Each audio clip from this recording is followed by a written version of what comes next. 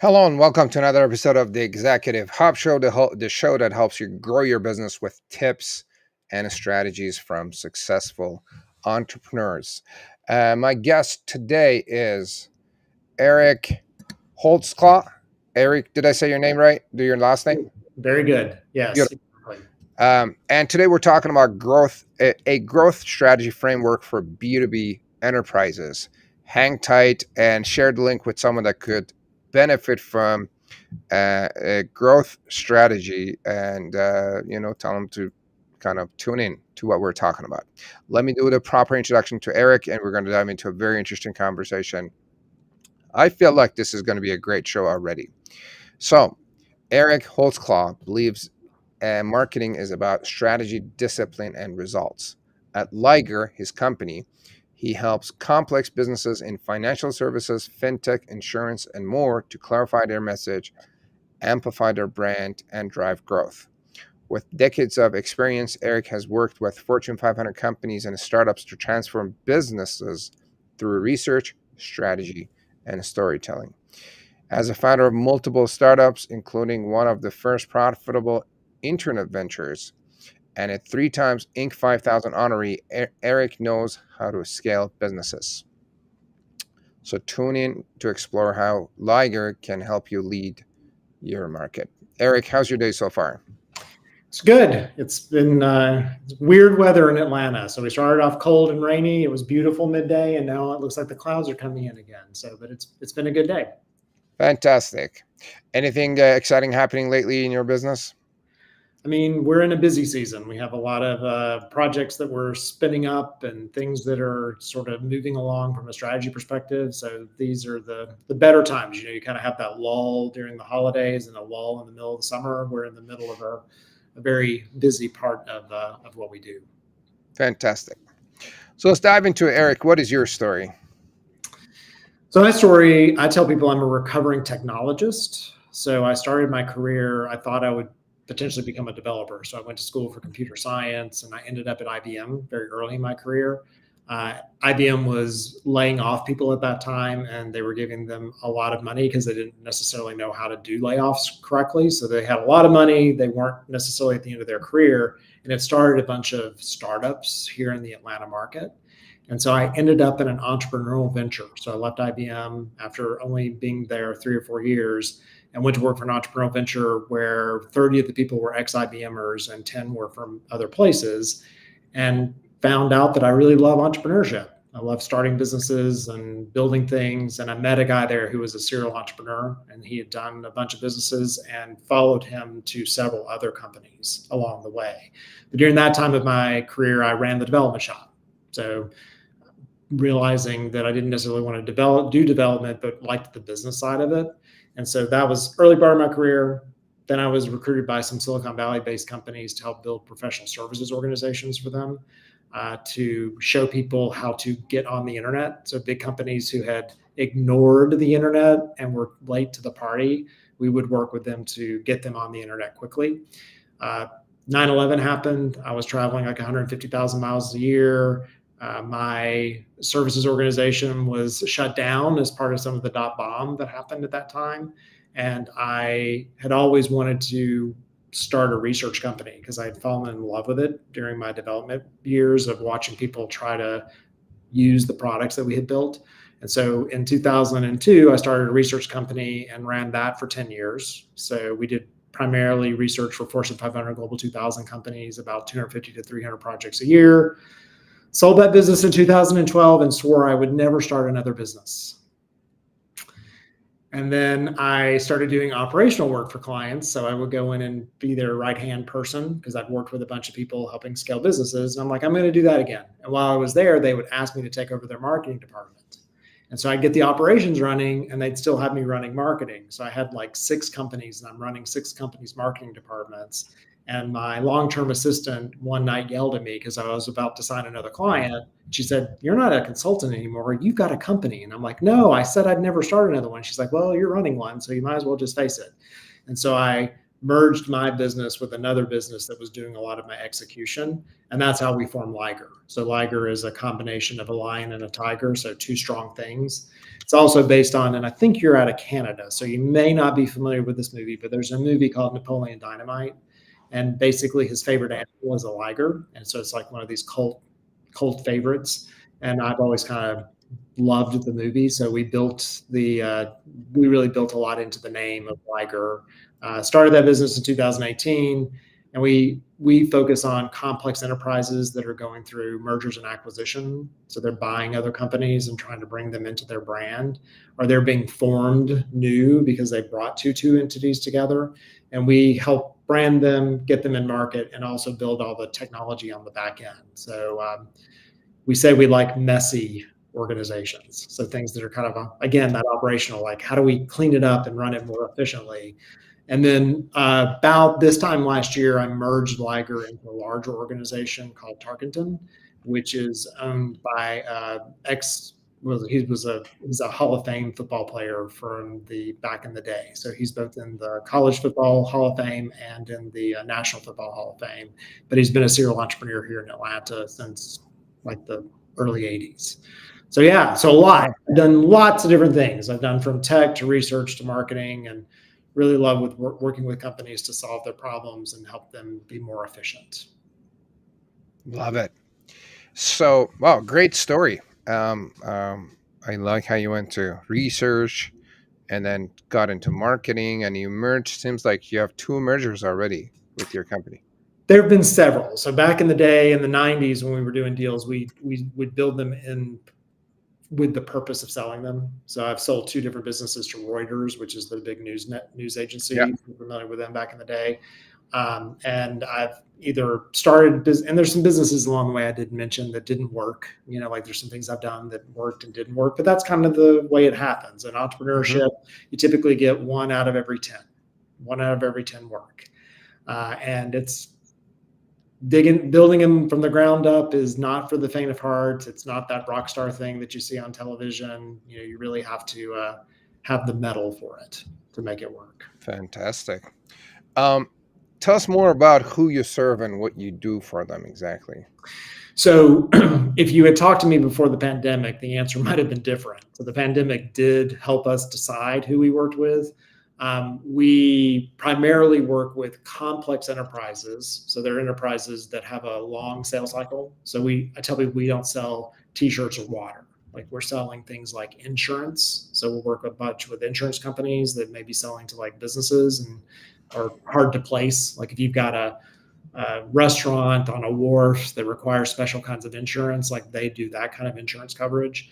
We work with PEOs, which are professional employment organizations. So they provide benefits and they become co-employment for you and your company. We do things in fintech and financial services. Atlanta is a very big fintech financial services space. And we will work in some palliative care. So if you think of like elder care or nursing homes, that's a big category for us as well. We like industries that are in the process of doing a lot of M&A. So they're merging businesses together, a lot of PE-backed, private equity-backed companies. Now, that wasn't as true up until the pandemic. So in March of 2020. When the pandemic really hit, we lost half of our revenue that month. And that half of that revenue was we were doing a lot in business travel, and we were also doing a lot in the event space. So a lot of companies that were doing booths and things like that, and that revenue went away. And so when we looked at what we had left, it was in insurance and fintech and financial services and the categories we really are leaned into. So it's something that you're told as an entrepreneur is to really focus on your ideal client and the categories that you work really well in. And we were kind of forced into that as a focus, but it served us well because those industries typically do well when things are bad and they do well when things are good.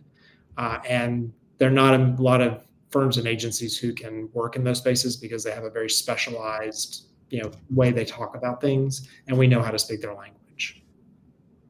Beauty. So these customers and industries you mentioned, what are typical problems that these guys have, and how do you guys help them? So we call ourselves a marketing firm and not an agency on purpose. Agencies typically have to work with somebody who understands marketing. So if you hire an agency, that agency may say, oh, what's the creative brief? And you're like, I don't know what a creative brief is, right? And so we're a firm because we work with companies that may not understand marketing, and we become the translator for them. So it's like, what is it you're trying to accomplish? Often the person that we're working with may have been their best salesperson, and now all of a sudden they're running marketing. Or they were part of marketing, but they were only doing one part of it. So they were doing internal communications, but they really have an external communication problem. So we say we don't partner with the company. We try to become part of the marketing team. And we really want to fill the gaps behind the people that are on site because they're focused. Some of the companies we work with, they've bought like 5 companies in the past 5 months. And so they're trying to get 5 companies to look and act and feel the same. So they're tied up in internal meetings and culture and all that, and they need to still sell and find customers. So Right. we can focus on that for them. So we help them define what's your brand, how are you going to go to market, let us build all the things on the back end, connect all the systems that didn't talk to each other before, and you can go off and have your internal conversations and figure out who's going to be the vice president, who's going to run that division, and what's the culture Right. and all those kind of things. Deal So with the politics. all the politics, right? And we'll do the work. So we're marketing elves, like we're doing things at night and over the weekends and on the week to make our client look really, really good. Like our intent is to deliver those things that often they don't even know what they're asking for. Like they Yes. know, like, we need this thing, but we're not sure what it is. And we're like, well, we know what it is. We're going to take you along the path, and we're going to spend your money the way we would spend it if it were our company. So that is our, like, what would we do for ourselves next if we were sitting in the marketing seat within this company? Seems to me like you also help these guys find and fix problems that they don't know they have. 100%. They never know, right? Because I mean, I don't know how many times you've been in an M&A or whatever, but you bring all this together. Now you got like 3 CRMs. There's different Right. MarTech stacks, like different messaging. Which one Right. to use? Which one's going to be the preferred one? And that Right. you got suspect, prospect, customer care. The systems might be different for each one. Like, how do we even think about that? So they've walked into like a hoarding house where there's things everywhere, right? And so like, who's going to help them organize and put them in the right piles? Like, keep this thing, get rid of that thing, and we can be that objective person because we don't have any, we didn't do it. Like, we're not the ones who owned the company before. So we can very cleanly say that CRM is a terrible CRM. We shouldn't be using it, or your approach to that part of it, doesn't work. So we don't have the politics, like you said a second ago, that we were worried about. Fantastic. Yeah, that's that to me is like connecting systems together. Like one is like ABC CRM, the other one is XYZ. One's written in PHP, the other one was Python, and now you got to get all of them to talk and communicate, and they're all different. That's a complex and complicated process. Seems like it is, and we intentionally, because I told you I was a recovering technologist. So when I started the marketing firm, I knew we needed to own the MarTech stack, because if we didn't own the MarTech stack and we built beautiful marketing, we wouldn't have a way to deploy it. What is MarTech stack? Sorry for an interruption. Okay, sorry. So if you think of within a company, there's the stuff on the back end. Like if you're a bank, you have online banking. So you sign into online banking. We don't typically deal in those environments. We deal in everything up to the point of you actually signing in. So like your website, CRM, any of your email campaigns, things like that are going to attract new customers and get them to become a client. That's where we live. The second they kind of hit the button and become a customer, we may work on external communications. So like emails that go out to them or win back campaigns, things like that. But we're really living in the website, digital properties, connections to the CRMs, those kind of things. And those are the things the tech teams don't typically want to focus on because they've got so much other things that run the business that they have to care for and figure out how to merge those things together. Seems like you guys are also doing some work that nobody wants to do. Nobody wants to do it. No, they are so glad to see us when we walk in. Which is We're the marketing good.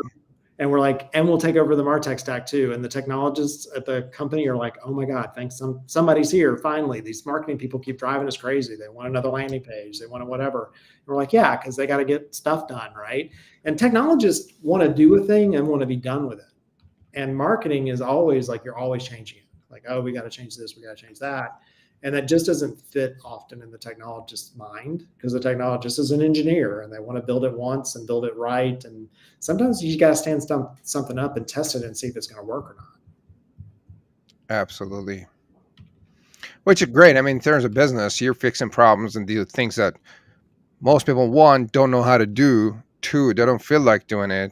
Three, even if they felt like it, they really don't want to do it. Right. So, And which is so a good problem for you. because they're spending a bunch of money and they don't know where the money's going. So like, Exactly. Oh yeah. Problems, then you're being asked, well, why are we spending all this money? And it's like, well, let me show you. Like when somebody shows up in our ecosystem, they do this and they do this and they become a customer. If we don't have those things in place, we can't report back how that money is being spent. Fantastic. Eric, give us an example, like a case study of a client you work with. What was the challenge they had and how did you help them? So one client, and then you can find this case study on our website. GenCap is a wholesale brokerage. So they sell wholesale insurance. And we worked with them. Originally, it was 20 different brands. So there were 20 brands, individual brands that were brought together to form GenCap. And so GenCap needed to come to market with one cohesive brand. So we worked with them to determine what was that brand going to be, what was it going to look like. And if you go look at their digital properties and all the things that you see from a marketing perspective, we build all of that on the back end. So we're managing their websites and ads and promotions they're doing at trade shows and things like that, right? And so that's a true example of us becoming part of their organization. As they buy other companies, because they're continuing to acquire, we have a playbook in place. And so we know when they buy that company, what it's going to take to get them integrated into the brand. So it's like a 6-month thing. There's 3 months of this and 3 months of that, which is also one of my pet peeves, because M&As, they typically do them and they don't think about marketing. And it's like the very first thing you have to do after you put all these businesses together is tell your customer what your new name is and how to get in touch with you, like those kind of things. So GenCap, there's a video on our website from Catherine Smith, who's our primary contact there. And we work very, very closely with her to make sure the marketing for GenCap is clean and smooth and supports all the things they're doing across that enterprise.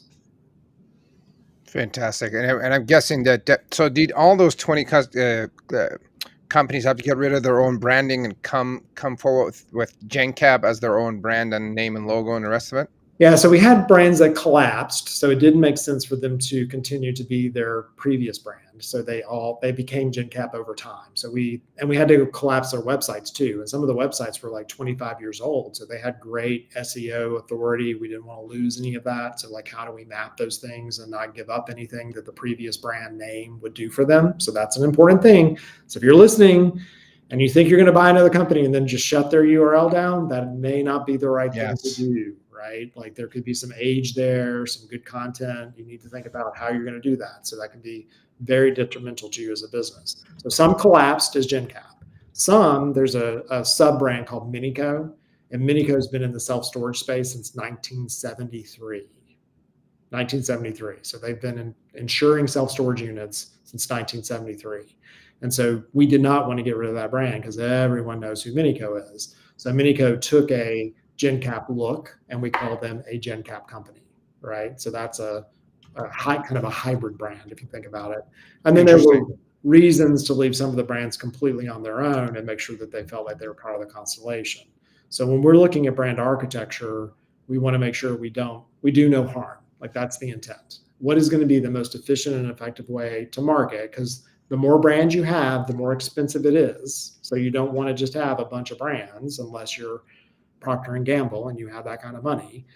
Typically, the companies we're working with don't really understand marketing and not spending a lot. So we want to really be efficient with those dollars. And what can you then do to make sure that you're not diluting yourself in the marketplace, but you also don't want to lose any goodness that might come from an existing brand. So that's the big, huge lift we do at the beginning, is to determine what's staying, what's going, what's the timeline, how are we going to tell the story, and then we execute against that rollout. Fantastic. How did you deal with the old site SEO? How did you go about that?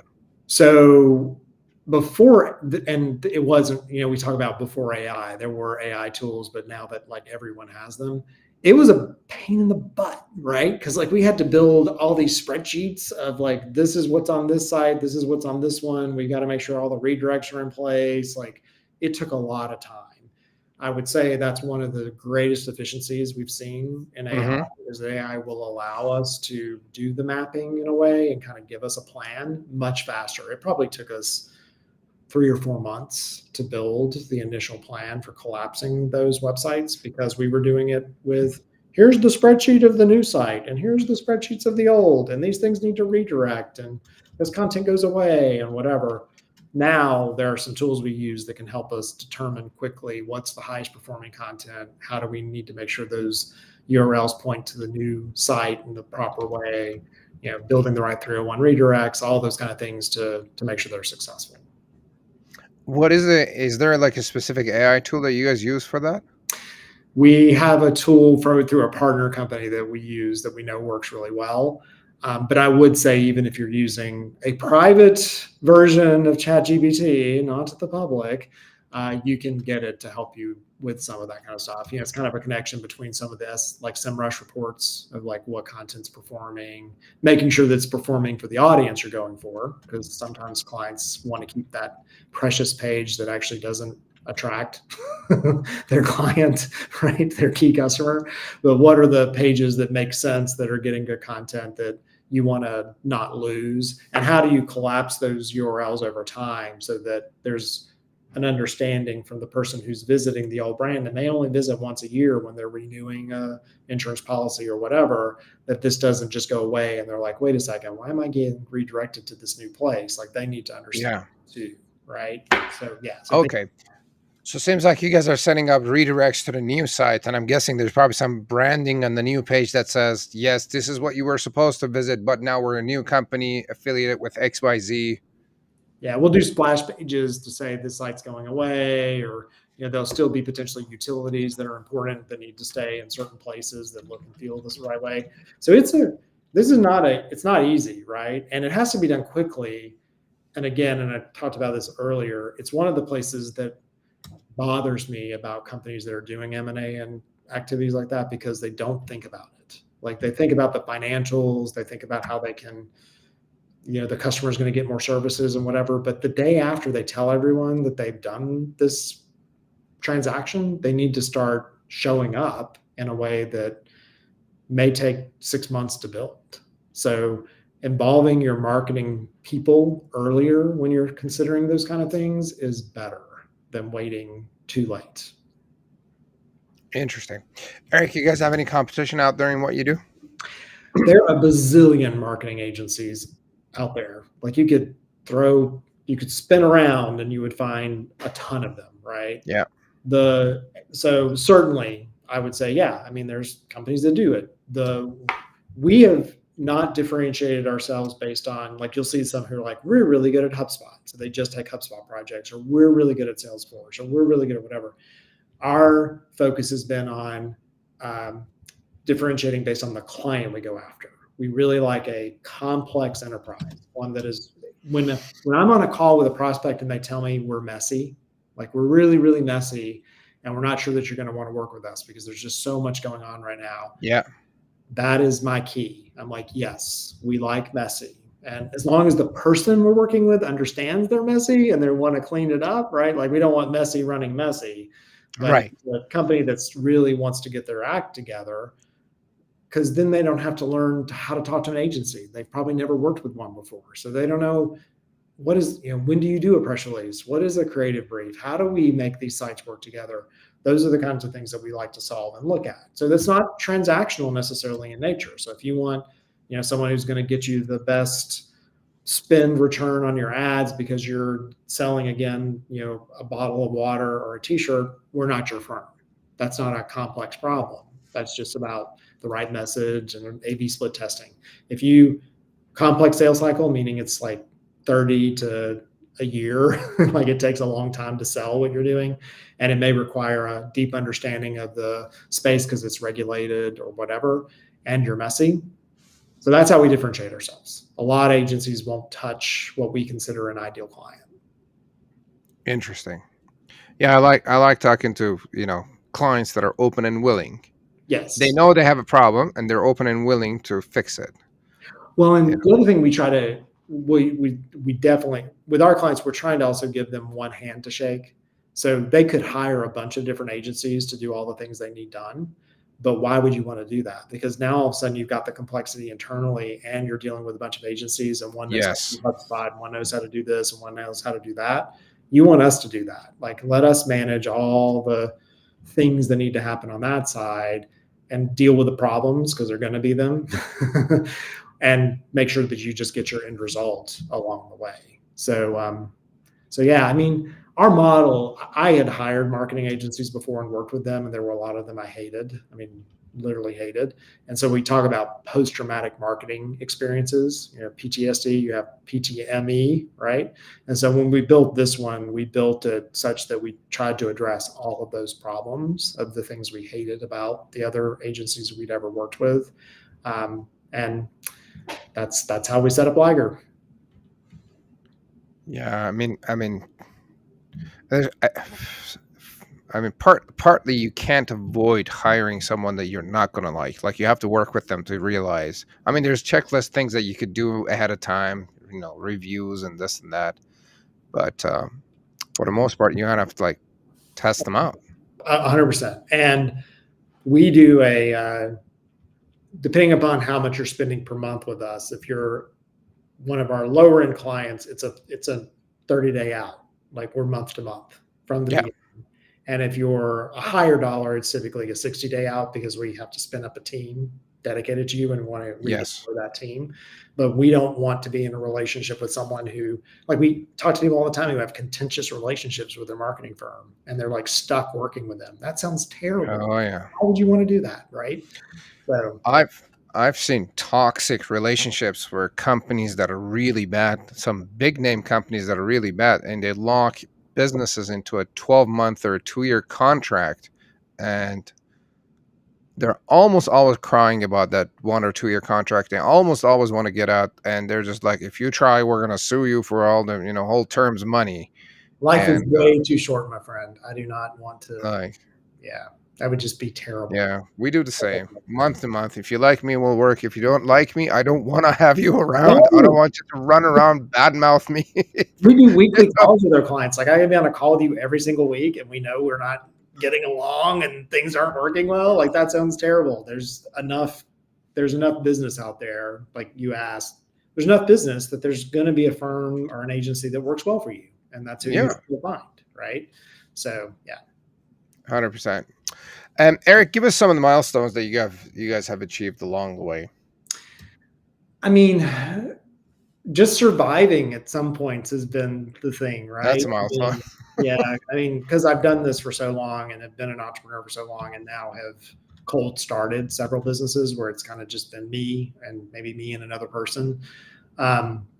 Survival is a number one thing, knowing how to pivot and do all the right things.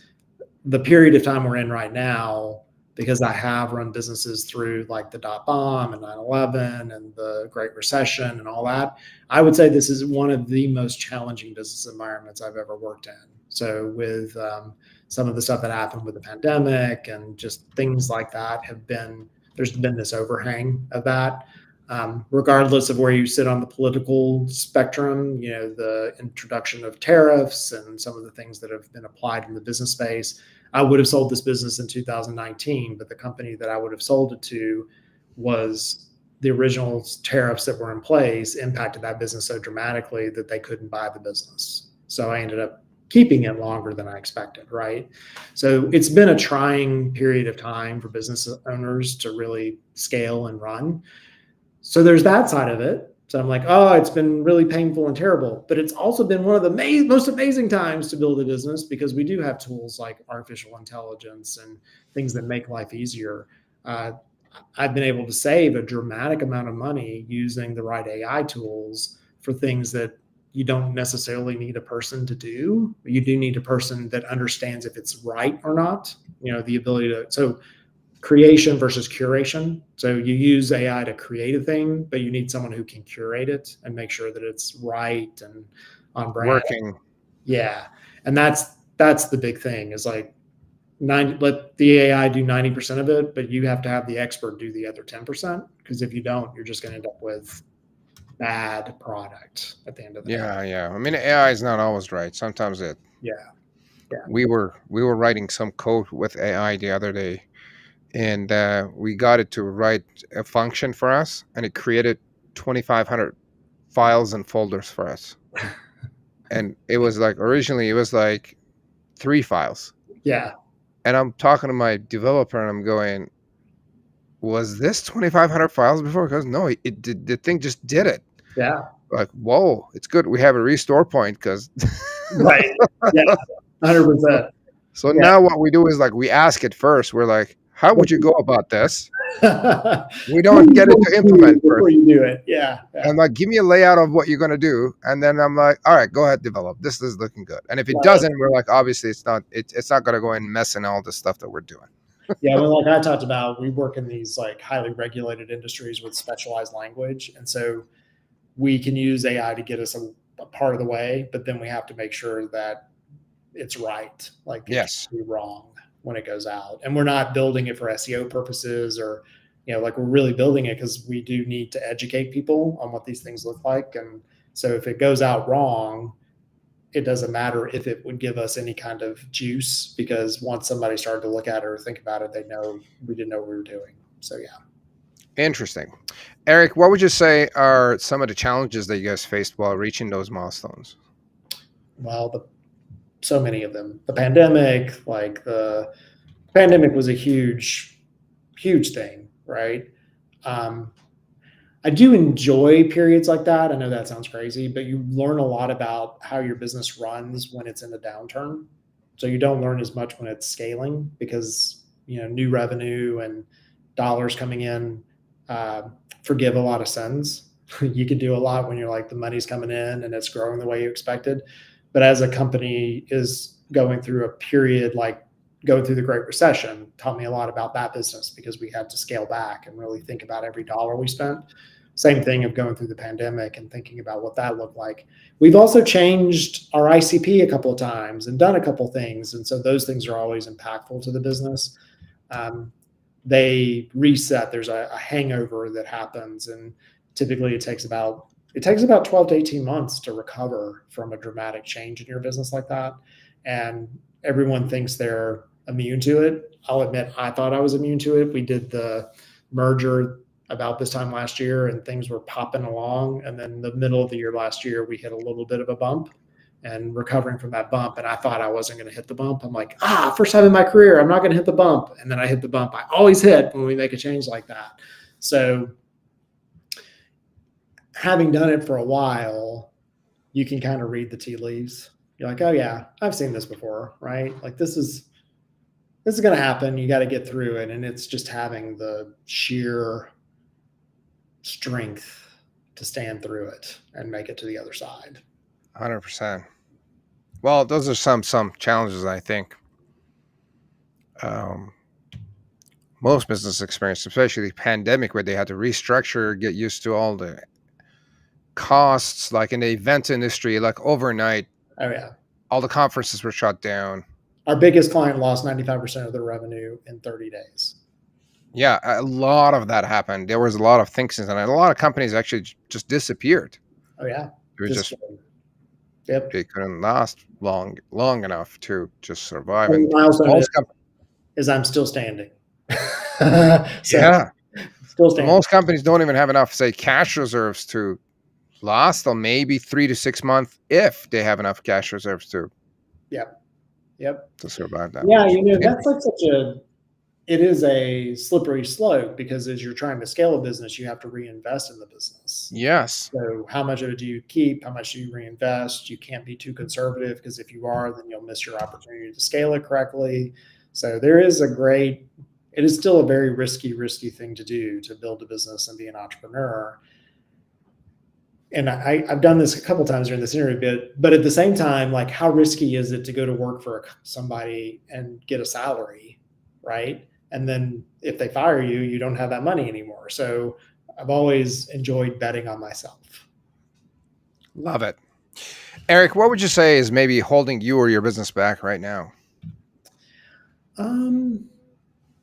We are still in the hangover of having merged the business into the larger entity. So, but we're coming out of that. Typically takes, again, like an 18-month cycle, and we're ahead of that. We've got some outside people who've looked at it, things like that. Part of it, too, cobbler's kids, having shoes. Like, we don't do all the right things for us from a marketing perspective. We do for our clients. And so we don't always get our name out there the way that we would expect or hope. We're going to conferences this year. We're going to have a booth and the presence of people and all those kind of things. And so my hope is that will help, because we do good work, do really, really good work. And we have a nice little niche. That niche is a harder niche to get into from a marketing perspective too, because they typically don't value marketing the way they should. So there's some education and things like that has to happen along the way. So I hear there are two schools of thoughts with M&As, right? Yep. One is we're merging together. Another one says, no, it's an acquisition. We're buying you and you're joining us. Right. How do you go about it? What's your thought process on that? So I actually look at them in two categories. So there's a category where we're acquiring a bunch of businesses because they're like our business and they're going to be additive. So that has more of a marketing slant. So if I'm going out and I'm buying a bunch of, let's say development shops, I'm going to go buy development shops in every single city. And as I buy them, I'm acquiring the people, the book, the clients are working with, those kind of things. And it's more of a marketing play. Like, as I buy them, I'm going to absorb their brand and I'm going to make them take some larger brand. So that's one. And then there's more of a merger. And in a merger, if we just want to be whatever merger, really it gets down to like what happened when you inked the deal, like who had enough money and who had more revenue and whatever. But let's think about them. Let's separate them on this podcast this way. So acquisition is I'm buying, more of a marketing play. Merger, I'm bringing unlike things together. And so that way I can get a greater share of wallet. So like I may bring this company doesn't do this. I think if we brought them together, it would be a great new thing. And in that world, regrettably, they don't think about marketing as much as they should, but they really should, because all of a sudden you got two things that are unlike. And now which is the lead brand and which is not? And do we have to have a brand above it? And what customers are they going to go after? And we work more in that side where it's like unlike things have been brought together and created this larger entity. Because when you're doing the acquisition side, you do need to think about marketing like that. You're probably selling the person you're acquiring on the fact that they should stop being their own brand and coming up underneath your umbrella. Like, that's part of the process of getting them to agree.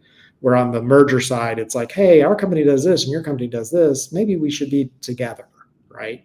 So one of the things I really liked about one of my previous guests, Brad Burns, he owns like 5 companies and he has a shared pool of services that he shares with all those 5, right? So instead of each company trying to do their own marketing, he has a team that does all of their marketing so that we don't have to worry about, who's doing what, whose marketing team are we using, and just making a decision. We're like, all right, we're all going to use that team for marketing, for example. Yeah, and that's how we ended up under the Tarkenton umbrella. So Tarkenton had a family office and an angel investment side and a tech company and a bundled services company and an insurance company that they didn't have a marketing piece. And so we started using their technology team to do a lot of our technology work. And they had a bunch of technology that they weren't sure how to take to market. So it became a natural combination of the two entities. And so we service that portfolio. They've also got a bunch of investments and products underneath. Plus we have an external portfolio. And what's fun in that external portfolio is they will identify needs that we then might go find and invest in on the family office angel investment side to then bring back to them. So we have this sort of terrarium ecosystem that feeds itself. So yeah. Fantastic. Eric, are you a reader at all? I'm not as much now as I used to be. So, but I mean, I love to read. Like, and books have been a huge sea change for me. So I would read a book and it would make me, and I wrote a book. So I'm an author. I had a book come out in 2013. So I've written one. I do love to read. It's not something that I feel like I've had as much of an opportunity to do recently. But if I go to the beach, I'm going to take a book and I'm going to read it. Yes. What do you consume? Like, how do you consume information? What's your go-to method these days? In my life, I'm an auditory learner. I've always been an auditory learner. Probably drove my teachers crazy in school because they would say things and I would like doodle and they thought I was taking notes, but I was just drawing random things because I was listening to them. Right. So yeah, I mean, auditory and yeah, I would say So that. you listen to audiobooks? Is that what you do? Well, that's the funny is I read books, but I'm an auditory learner for like I got to get in a room with someone and I love these kind of conversations. I'll remember it for a long time, but I don't hate the idea of reading a book and kind of visualizing it. But yeah, Interesting. yeah, I can listen to an audiobook, but I probably prefer to read it. Interesting. I'm the same way. I like to read books instead of, because I get lost. I have like ADD. I have ADD, so that's part of it. So like halfway through the first paragraph, my mind is like in 1,000 different places. One of the things I like about reading a book is I tell myself a story in my brain as to how the author sounds and the people, and I envision it. And so I think when I listen to one, they may not have picked the person I would have. I'm like, that's not how I think that person sounds. Like it's kind of provides me with my own, I can create my own vision of how this book might play out. So yeah. Absolutely. Give me 2 of your favorite books of all time. Well, so one of the most dramatic, and I know that's going to be hard. I'm going to give you a couple. I read E-Myth over us talking about like a foundational, fundamental change to my career. I went on spring break one year. I read the book E-Myth. I came back and I fundamentally changed the way I ran my business, like fundamentally changed it. That was a huge thing because I was the only person who knew how to do certain things in the business. Michael Gerber talks about the pie maker and there were parts I hated. And now I had to assign what I was doing to 3 people to get them to do it, but they started doing it. So that was good. The book Where the Crawdads Sing, which is a fiction book, is one of the best written books I've ever read. I love. Where the what again? What was the title? Where the Crawdads Sing. It's totally a fiction book. It's written by a lady, I think mostly that did nonfiction. But if you appreciate prose, if you appreciate good writing, and I do, I love to write. It's one of my favorites. It's so well written, right? Mm-hmm. And then one that I'm actually going to give you 2 more. Atlas Shrugged by Ayn Rand. If you've never read it, you need to read it, specifically today and some of the world that we're going through and things. It's a cathartic book, specifically if you're going through any kind of transition in your life. And then another one is called Fourth Turning. Fourth Turning. And it talks about return to village. So there's cycles that things go through, and we as a world and society are going through what's considered a fourth turning, which is return to village, meaning instead of buying things in mass, we buy them from, like you buy, I don't know about you, but I buy like lots of individual product directly from companies. I'm like, oh, that's my favorite this, and that's my favorite whatever, and those show up at my house. And that's like going in the village and buying your baked goods from the bakery and the shoes from the shoemaker and whatever. So tech and some of these things have created this return to village concept, and they discuss that in Fourth Turning. That was cool. Yeah, those were some good questions. The good suggestions there for the books. Yeah. I've had Atlas Shrugged on my list for a long time, and I haven't read it. I've read E-Myth, But and I'm going to check out. I didn't get the title. Where the Crawdads Sing. Crowd ads. Crawdads, Crawdads, Crawdads Sing. They made a movie out of it, which is not as good as the book. And it really is about, I appreciate a well-written thing, like, Yeah. and it is so well written. There's certain sentences and paragraphs in it that you just, if you appreciate good writing, you're like, I wish I had written that. Like that is like such a gorgeous, it's a gorgeous paragraph. Is it a page turner? I mean, you can read it pretty quickly. I think I read it quickly. And it is, some people might say it's more like a chick book, but I would maybe disagree. It's Well, as long as it keeps you engaged, it could be a chick book. It's a good story, and the writer is really, it's a really good, well-written book. Well written. I'll check it out today. Eric, what's one advice that made a big impact on your life or business? My biggest advice to entrepreneurs is that they need to understand their blind spots. So the biggest gap in entrepreneurial ventures is typically the entrepreneur, because companies take on the personality and the psychosis and the things of their of the leader, and leaders who are not aware of what's driving them will cause them to create less healthy organizations. So the most dangerous thing to an organization is an unaware entrepreneur, someone who is not aware of why they're doing what they're doing, and they think they're doing it for one reason, but they're really doing it for other reasons. That is fantastic advice. How do you go about finding your blind spots? Therapy. Tell me more. I mean, seriously, you have to get down to why you make some of the decisions you make. And I own the research company, and research is my first love. I do marketing, but I love research, because research is like these fundamental reasons why you make the decision to make a purchase or do a thing. And it's like so tied into your nurture nature, right?